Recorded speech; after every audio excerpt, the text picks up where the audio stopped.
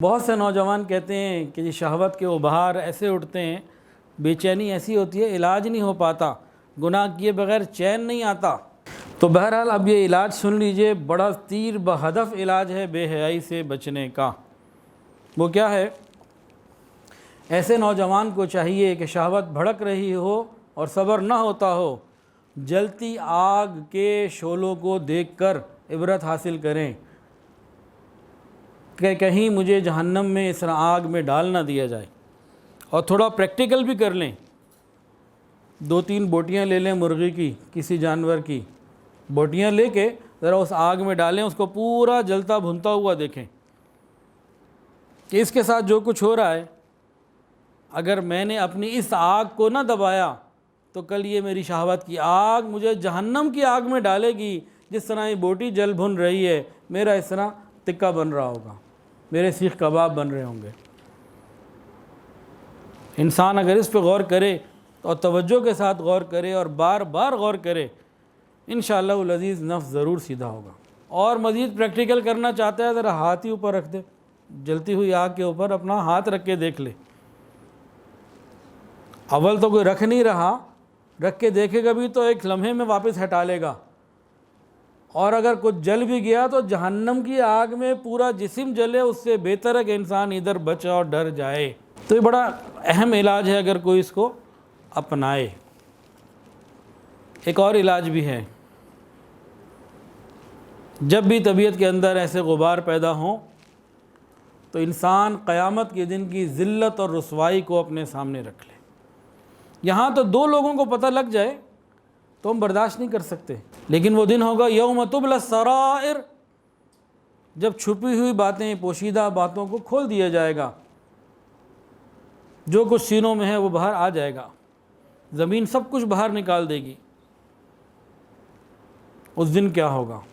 جب ماں باپ کو پتہ لگے گا، پیر استاد کو پتہ چلے گا، جب بیوی کو، اولاد کو، بیٹی کو پتہ چلے گا، جب رشتہ داروں کو، مسجد والوں کو، قریب والوں کو پتہ چلے گا میری ان پوشیدہ حرکتوں کا، تو پھر میرے ساتھ قیامت کے دن کیا معاملہ ہوگا۔ وَلَوْ تَرَىٰ إِذِ الْمُجْرِمُونَ نَاكِسُو رُؤُوسِهِمْ عِنْدَ رَبِّهِمْ، اور کاش تم وہ منظر دیکھو جب یہ مجرم لوگ اپنے رب کے سامنے سر جھکائے کھڑے ہوں گے۔ تو قیامت کے دن کی رسوائی کن کے سامنے؟ اپنے قریبی لوگوں کے سامنے، محلے والوں کے سامنے، اپنی دنیا کے اور اپنے وقت کے لوگوں کے سامنے، اور پیچھے اگر چلے جائیں تھوڑا سا تو انبیاء کے سامنے، اور پھر رسول اللہ صلی اللہ علیہ وسلم کی نگاہوں کے سامنے۔ انسان اس رسوائی کو اگر سامنے رکھ لے تو بڑے بڑے معاملے ٹھیک ہو جاتے ہیں۔ ایک اور علاج بے حیائی سے بچنے کے لیے، اور انتہائی ضروری اور اہم ترین پوائنٹ ہے یہ، کہ انسان اپنے ماحول کو بدلے۔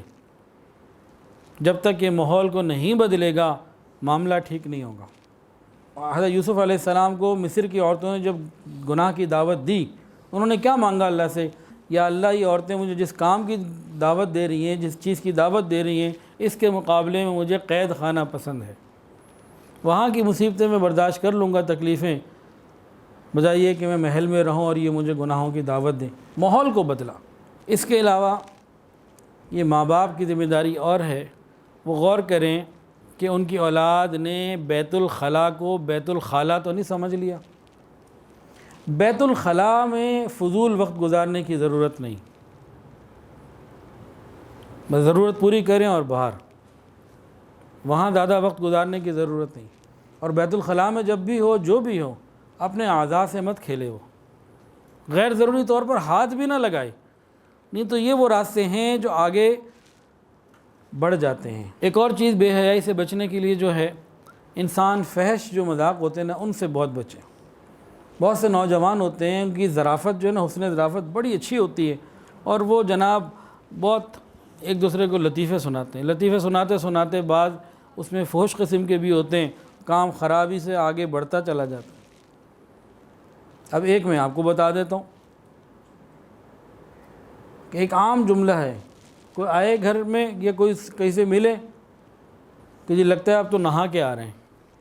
اب یہ زومانی جملے کو، زومانی انداز، میں نے تو جنرل ذکر کر دیا کہ اس جملے کو زومانی انداز سے ذکر کر کے پھر آگے بات کو بڑھاتے ہیں۔ ماحول ایسا بن جاتا ہے بے حیائی کی سوچ کا، پھر وہ نقصان پیدا ہوتا ہے۔ اسی طرح کسی کے جسم کو گدگدانا، غیر ضروری طور پہ ہاتھ لگانا اور ملاقات کے وقت ایک دوسرے کو دبانا، ان سب چیزوں سے بھی احتیاط کی ضرورت ہے۔ بعض بیٹھے ہوتے ہیں کہ جی تمہیں اگر کوئی لڑکی اکیلی مل جائے گی تم اس کے ساتھ کیا کرو گے؟ وہ کہتے ہیں جی میں یہ کروں گا، دوسرا کہتا ہے میں یہ کروں گا۔ اس قسم کی مجالس، اس قسم کی باتیں، یہ سب جہنم میں لے جانے والی ہیں، ان سے بچنے کی ضرورت ہے۔ بدنظری سے بچنے کا تو حکم ہے قرآن میں، بدنظری کے مواقع سے بھی بچنے کی فکر کریں۔ ہم وہاں ان جگہوں پہ نہ ہی جائیں جہاں بدنظری کے چانسز زیادہ ہوں، اس کا خیال رکھیں۔ اس کے علاوہ تنہائی میں نہ رہیں، اکیلے رہنا یہ بڑے خطرے کی بات ہے۔ یہ جو ماں باپ ہیں نا، جن کے بچے اسکول گوئنگ ہیں، کالج گوئنگ ہیں، یونیورسٹی جانے والے ہیں، ابھی شادیاں نہیں ہوئی ہیں، ان کے لیے بڑا قیمتی پوائنٹ ہے، لیکن اگر ماں باپ اس کو سمجھیں تو۔ جس کمرے میں بچیاں رہتی ہیں نا غیر شادی شدہ، تو وہ اپنے کمرے کو رات کو لاک نہ کریں، دن میں لاک نہ کریں، ماں کسی وقت بھی جائے۔ اسی طرح لڑکے ہیں نوجوان، ایک ہے، دو ہیں، زیادہ ہیں، یہ راتوں کو کمرے کو تعلیم کے نام پہ یا کسی بھی نام پہ لاک نہ کریں، باپ کسی وقت بھی چکر لگائے، اس سے بہت خیر پھیلتی ہے، ورنہ یہ خیالی محبوب کے ساتھ اپنی زندگیاں گزار رہے ہوتے ہیں، اور جب تنہا ہوتے ہیں تو زیادہ نقصان ہوتا ہے، دو چار ہوتے ہیں تو کم ہوتا ہے، یہ نہیں ہوتا۔ اسی طرح جو ہاسٹلز ہوتے ہیں اور جو رہائشی ادارے ہوتے ہیں، وہاں ایک کمرے میں کبھی بھی ایک کو نہیں رکھنا چاہیے، دو کو بھی نہیں رکھنا چاہیے، کم سے کم 3، 4، 5 یا جو بھی ترتیب ہو، 3 یا اس سے اوپر رکھنے چاہیے، 1، 2 کو نہیں رکھنا چاہیے، یہ بھی کام بہت خطرے کا ہو جاتا ہے۔ تنہائی اور بے حیائی ان کا چولی دامن کا ساتھ ہے، تنہائی اور بے حیائی ان کا چولی دامن کا ساتھ ہے، تو کمرہ بند نہیں ہونا چاہیے۔ لیکن آج کل کے ماں باپ میں اتنی اخلاقی جرت ہے کہ وہ اپنے اولاد کو کہہ سکیں کہ بیٹا تم کمرے میں ہو، دروازہ لاک نہیں کرنا۔ یہ سب افہام و تفہیم سے، محبت سے معاملات دیکھنے چاہیے۔ ایک اور چیز بے حیائی سے بچنے کے لیے بہت قیمتی، بغیر نیند کے بستر پر نہ لیٹیں۔ آدھا گھنٹہ، 2 گھنٹہ نیند نہیں آ رہی، لیٹے ہوئے ہیں، تو یہ بھی بعض دفعہ نقصان کا ذریعہ بنتا ہے۔ اپنے آپ کو اتنا کاموں میں تھکا لیں کہ بستر پر ادھر گریں ادھر نیند، مزہ تو تب ہے۔ تو دن میں نہ سوئیں، رات ہی کو سوئیں اور اپنے آپ کو دن میں مصروف رکھیں۔ ایک علاج اور، قبرستان کثرت سے جاتے رہا کریں، اور وہاں جا کے انسان غور کرے کیسے کیسے حسین تھے جن کی مٹی پلید ہو رہی ہے، اور بالخصوص جس وقت مردے کو قبر میں رکھا جا رہا ہوتا ہے اس وقت تو خاص طور سے غور کریں، لوگ اوپر سے منو مٹی ڈال رہے ہیں۔ یہ وہ تھا جو اپنے جسم کے اوپر مٹی نہیں لگنے دیتا تھا، آج منو مٹی اس کے پورے جسم پہ اوپر ڈالی جا رہی ہے، اسے پرواہ کوئی نہیں، مٹی میں لٹایا جا رہا ہے۔ ان کیفیات کو غور کرنے سے بہت سی آسانی ہوتی ہے۔ حدیث کے اندر آتا ہے لذتوں کو توڑنے والی چیز موت کو کثرت سے یاد کرو۔ ویڈیو کے نیچے سبسکرائب کے بٹن پہ کلک کریں، بیل کے آئیکن پہ کلک کیجئے تاکہ ہر نئی ویڈیو کی نوٹیفیکیشن آپ کو مل جائے۔